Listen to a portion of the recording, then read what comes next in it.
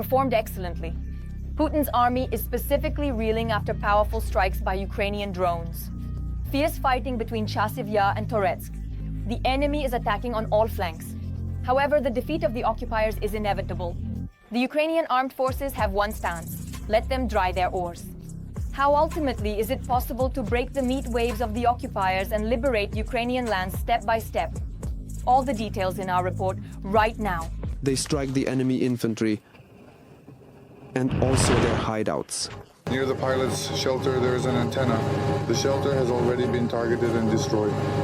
Now we need to target the antenna to completely destroy their defense.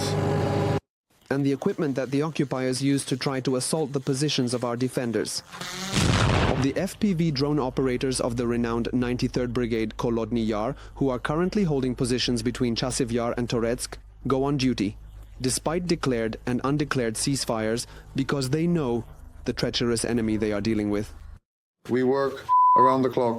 It's round the clock. They roam, both during the day and at night. In the lowlands, they roam more, where there's elevation, where we can easily reach, where we can easily see with our eyes. The eyes immediately transmit to the control panel. The panel transmits to us, and we immediately take off. Despite the Easter truce, announced by the Russian dictator, enemy infantry tried to break through the defense of Ukrainian defenders on almost all fronts. The area of responsibility of the Kolodny Yar fighters is no exception, although the intensity of the assaults has somewhat decreased.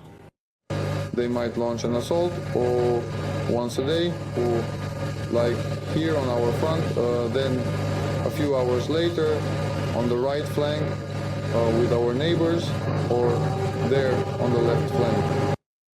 And as usual, the Russians try to shell all the roads to disrupt the logistics of the defense forces. Mostly it's the drones that are a nuisance, and mostly it's the fiber optics.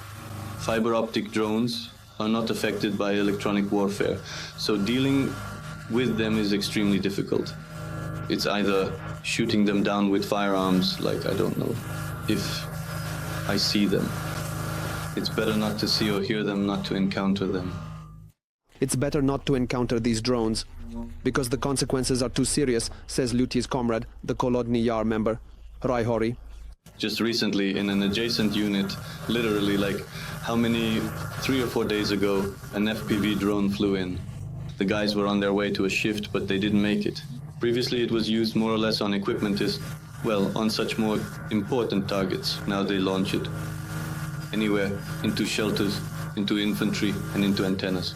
So it doesn't necessarily have to be some kind of equipment.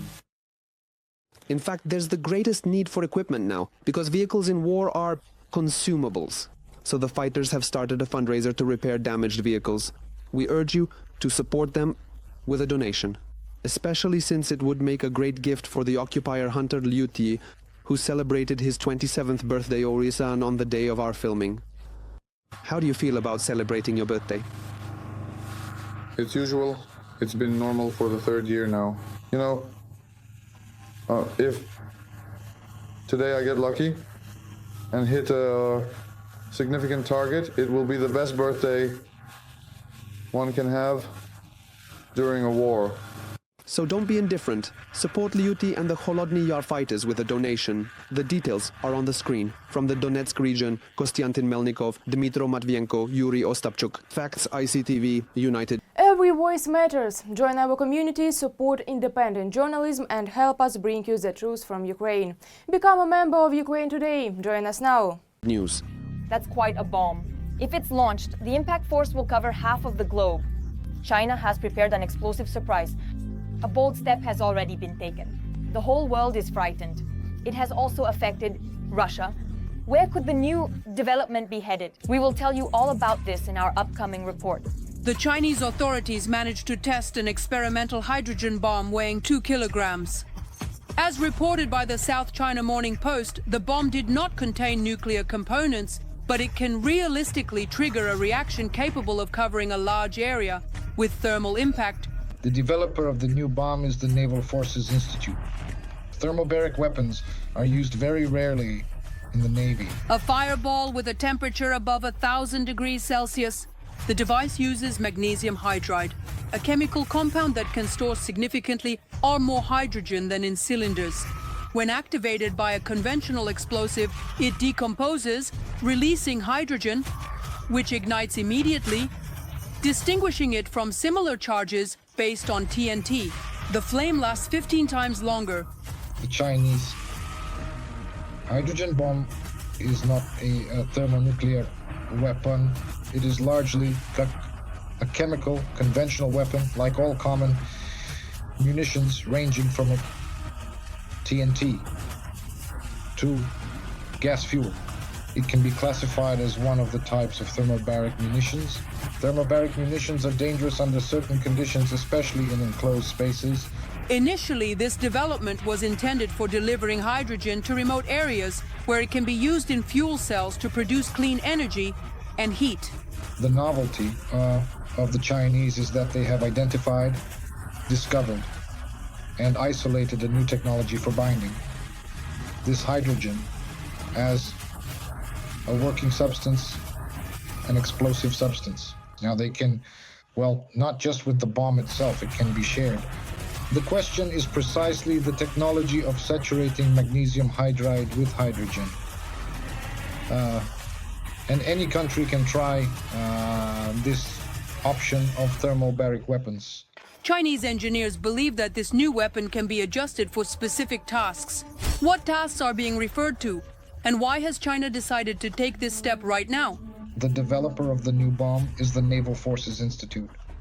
Thermobaric weapons are used very rarely in the Navy. The Chinese consider coastal states, both small and large, as their main adversaries.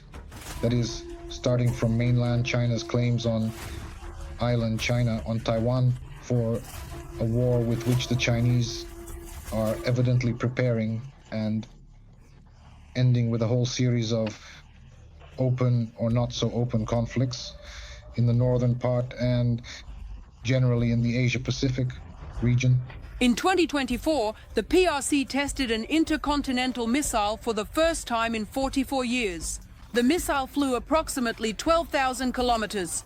The missile forces launched an intercontinental ballistic missile with a dummy warhead into the open sea in the Pacific Ocean. The missile fell in the expected maritime areas. This test launch is a routine procedure in our annual training.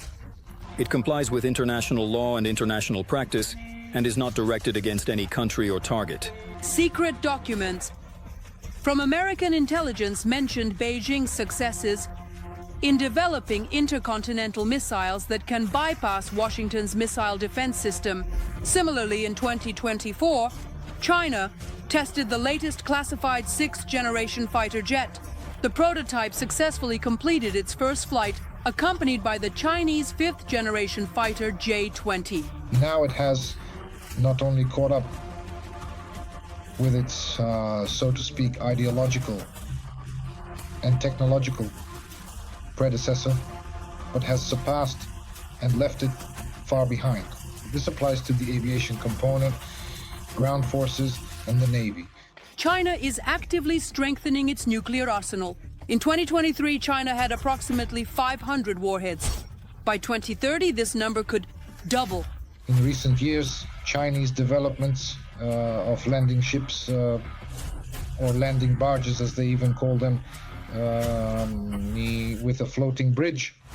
That is, several of these ships not only carry troops on board, but also deploy a bridge to the shore, bypassing the immediate coastal strip.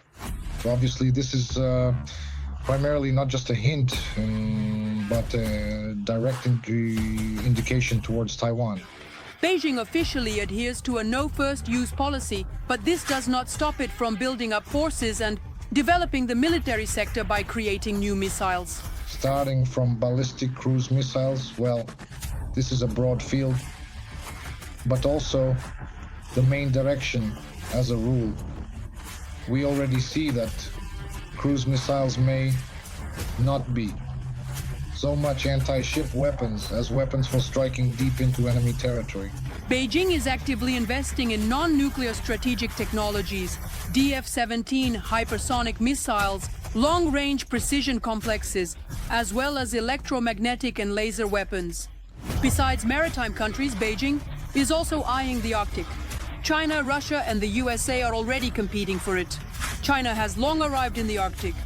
Its geostrategic significance is very advantageous for these countries. They are ready to share the mineral resources there. China, which is a large, enormous transit country, transit through the waters of the Arctic Ocean is a short route, and the Chinese are interested in it. And secondly, naturally, the Chinese are looking further ahead. The Chinese are looking at resources in coal and hydrogen, primarily in the Arctic zone. Well, at the very least, they want their piece of the Arctic too. Now Beijing has turned its attention to Russia. They understand that the Russian Federation is weakened by the war in Ukraine. This opportunity cannot be missed. After the Amur, which Putin easily gave to Xi Jinping, other East Russian territories might follow. China is armed and determined, and Putin understands this. That's all from me for now. I was with you, Darina Hutsakalo. Even more hellish news from the front in our next broadcast. In the meantime, don't forget to subscribe and like. See you.